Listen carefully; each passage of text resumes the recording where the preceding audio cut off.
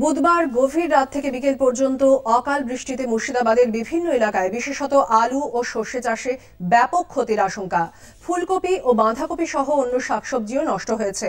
গত 5 বছর এমন আবহাওয়া দেখা যায়নি বলে জানিয়েছেন কৃষকরা।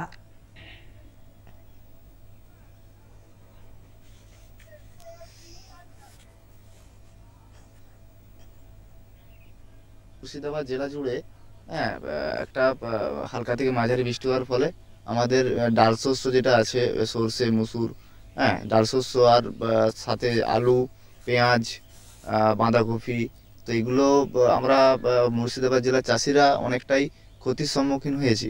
তা তার কারণ হলো যে বৃষ্টির ফলে যে গোড়াতে যে জল জমে গেছে নিচু জমিতে, তো তার ফলে আমাদের গোড়া পচার সমস্যা থেকে শুরু করে ফুল ঝরে যাওয়া এবং দানা যে জমাট বাঁধা বা দানা শুরু হওয়া, এটাতে আমরা অনেকটা ক্ষতির মুখে পড়েছি। আমাদের মুর্শিদাবাদে অকাল বৃষ্টিতে সরষারও ব্যাপক ক্ষতি হয়েছে এবং ফুল টুল ঝরে গিয়েও ক্ষতি হয়েছে।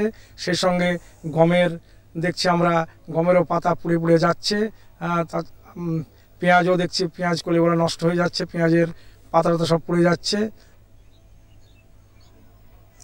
এই পরিস্থিতিতে কৃষকদের করণীয় সম্পর্কে জানিয়েছেন বহরমপুর ব্লকের সহ কৃষি অধিকর্তা ডক্টর মিঠুন সাহা। এই বৃষ্টির ফলে ছত্রাক ঘটিত কিছু রোগের প্রাদুর্ভাব লক্ষ্য করা যায়।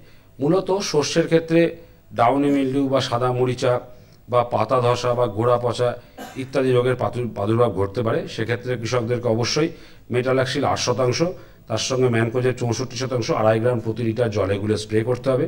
আর একটা লক্ষ্য রাখবেন যে এই যে মেঘলা আবহাওয়ার পরে আর একটা যেটা হঠাৎ করে যদি উষ্ণতা বেড়ে যায়, রৌদ্রোজ্জ্বল আবহাওয়া তাতে উষ্ণতা বেড়ে গেল বা মেঘলা হতেও যদি তাপমাত্রা বেড়ে যায়, তখন শস্যের ক্ষেত্রে অনেক সময় জাপ পোকার আক্রমণ লক্ষ্য করা যায়।